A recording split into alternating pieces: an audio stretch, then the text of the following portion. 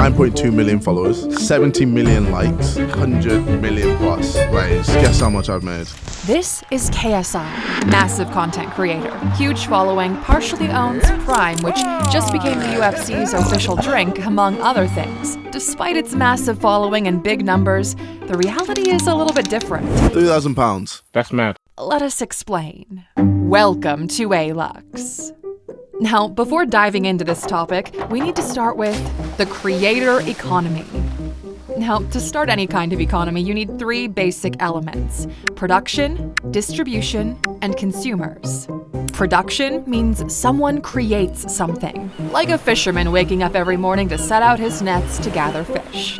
Distribution is a way for the fisherman to put all of his fish in a position where they can be easily bought. For example, going to the local market, opening up his own shop and selling it to someone who will then resell it to a larger market, maybe in a different town. And the consumers are, of course, those who buy the fish. As long as a trade is being made, you've got an economy. Now, of course, the bigger and more complex the economy is, the more systems you need to make sure that things run smoothly. Systems like regulations, taxes, contracts, and so on. But for the purpose of this video, this is all that's important. So with this in mind, let's take a look at the creator economy. For one, you've got production, or in this case, content creators. They write blogs, shoot videos, they've got podcasts, and so on. For distribution, you've got platforms like YouTube, Instagram, Facebook, TikTok, from which these producers are distributing what they've made. And the consumers are the audience, those who consume the content being made. We produced this video, distributed it on YouTube, and you are consuming it right now. All the basic elements of an economy are here. But you see, one thing is missing, and that's trade.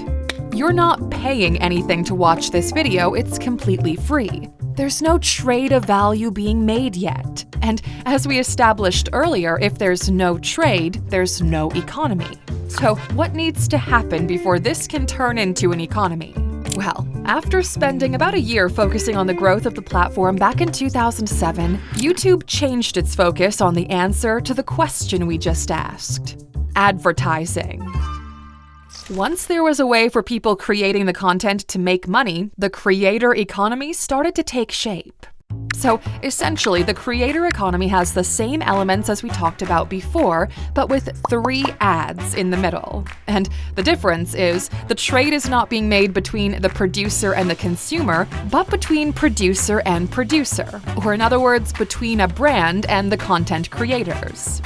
And this turned out to be one of the most efficient ways to advertise products and services. That's because it's easier and more effective to sponsor a video that generates 1 million views. For example, for the 2023 Super Bowl, you had to pay $7 million for a 30-second ad. And like Mr. Beast said, if you want to reach 100 million people, there are cheaper ways to do it. On top of this, more and more people become content creators. Adobe found that since 2020, more than 165 million people joined the creator economy. Lego did a survey and found out that kids are 3 times more likely to want to become YouTubers rather than astronauts these days. So this begs the question, why do so many people want to become content creators? Well, I mean, who wouldn't want to be paid for posting pretty pictures and memes online? Sounds like a perfect job for most people. But people are looking at the 1% of the 1% of scenarios. Kylie Jenner reportedly asks between $500,000 and $1 million for an Instagram post. This creates the illusion of money and fame from being a content creator, but it's because people don't really know how creators make money. So let's talk about it. How do content creators actually make money? Well, there are 3 major ways creators make money from their content. Well, technically there are 4, but the last one's a little bit special. So first, we have ads. As we talked about earlier, the internet runs on ads. It's the bread and butter of online monetization. YouTube is one of the earliest players that made monetization possible for creators through the introduction of display ads. Now, before you can start getting paid by YouTube, a couple of things need to happen. First, your channel needs to have 1,000 subscribers. That can take from a couple of weeks to a couple of months, depending on a few factors. Secondly, you need 4,000 valid public watch hours in the last 12 months. This means your content needs to keep people on the platform for at least 4,000 hours before you can start getting paid. After that, as long as you keep posting videos and people keep watching them, you will make money from ads. Now, not all ads are created equal. Different industries pay more money than others. For example, the finance sector has one of the highest CPMs at around 35 USD. This means they pay $35 for every 1,000 views of the ad. This is also the reason why you're seeing all of those new finance channels popping up. Now, out of that revenue, YouTube takes 45% and you get the rest. As a general rule of thumb, you get around $1,000 for every 100,000 views after YouTube's cut. But the numbers vary a lot depending on the type of video you make, how many ads you have on it, the length, and so on. As of now, this is by far the best deal you'll ever get on a platform. You also get to place the ads within the video wherever you like. For example, here's an ad. Now, if you had ad block or if YouTube decides to demonetize this video, or no advertiser wants to spend money on it, then there would have been no ad. Let us know in the comments if you got one or not, we're pretty curious. So this is the main way YouTubers make money, and also the main way these platforms make money. But this system, although great, has a couple of problems. For one, you are not the one in control. If YouTube decides to demonetize the channel, all of your revenue is gone. If you use other people's content, again, all your revenue is gone or split between you and the original creator. And if people stop watching your videos or if you stop posting, again, revenue is gone. It's also not a type of recurring revenue, meaning you don't make the same money every month and the amount you make can be unpredictable. So that's the thing with ads. Second, we have community support. This is where you engage your community to directly support you through a monthly subscription or donation. Patreon is a great example of this type of revenue. People directly support your work through different tiers of subscription, and you, as a creator, give them certain perks, like bonus content, getting content earlier, and behind-the-scenes footage. Patreon takes about 5 to 12% of a cut from the revenue you make from your community. This sounds like a greater deal when you compare it to YouTube's 45% cut, but what you're missing here is community. It's extremely hard to build and sustain a healthy community. OnlyFans, for example, is doing a great job at this, but that's a different type of community. As a matter of fact, OnlyFans is the leading platform when it comes to activating your community. Twitch falls into the same category through donation or monthly subscription.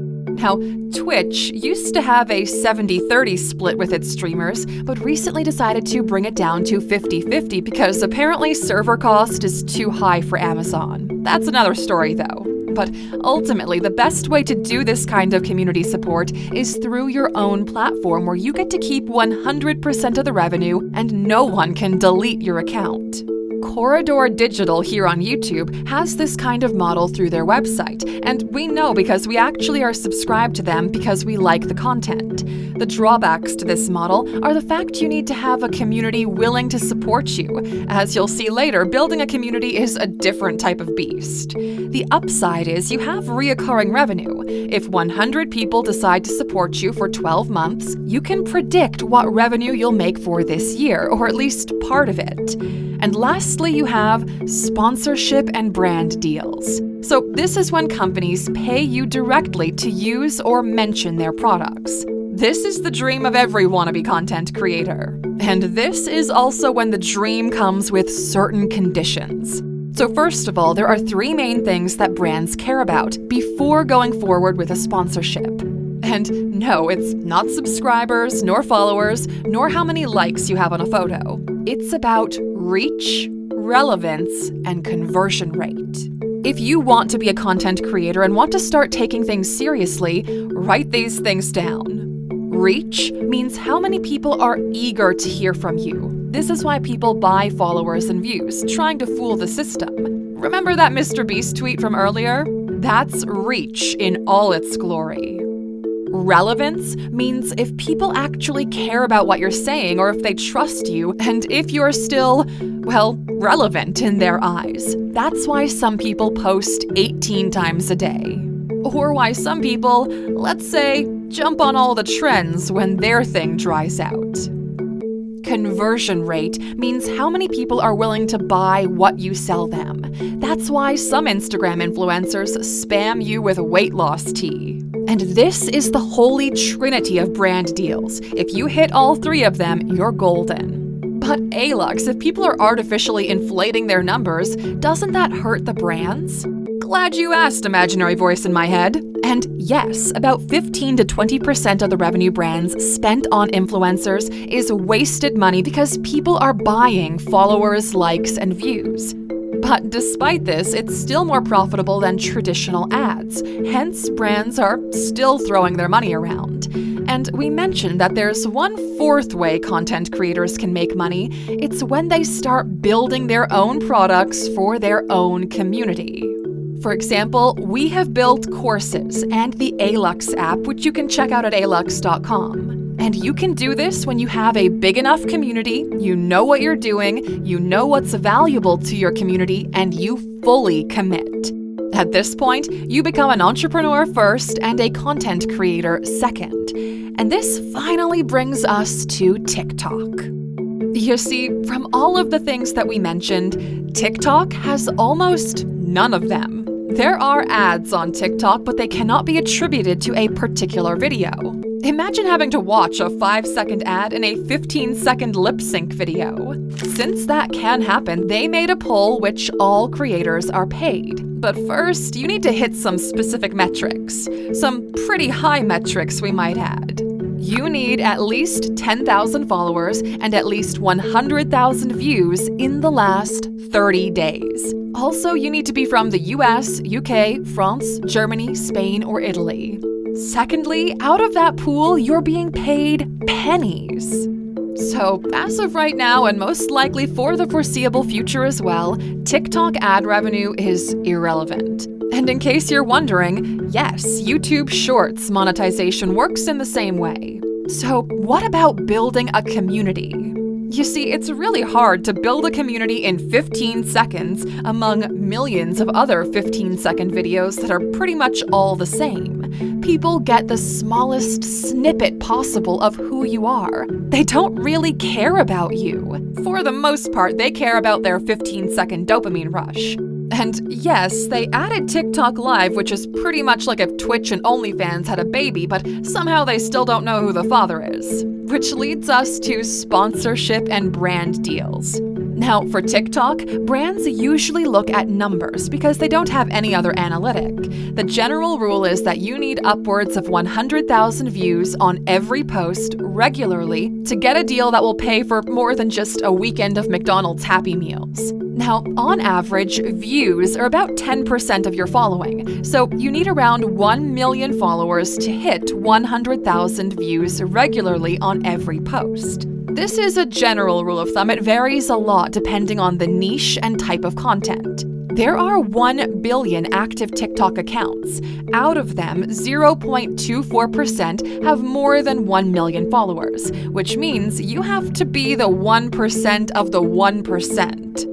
Secondly, numbers don't mean jack shit if you can't sell. Conversion rate still applies. Brands don't care about exposure, they care about sales. If your followers don't buy from you, your numbers are irrelevant. And lastly, your content can't just be sponsored posts. You still need to produce daily content to keep those numbers up. That's why TikTok houses are a thing. They need to farm content non-stop to stay relevant. All of these things push TikTok to be a mix of walking billboards and people begging for money. And on top of this, the US government keeps trying to ban TikTok due to its shady back-end shenanigans. So, are all TikTokers broke? Well, mostly. Those who make a good living out of it need to go to, let's say, great lengths to make it happen.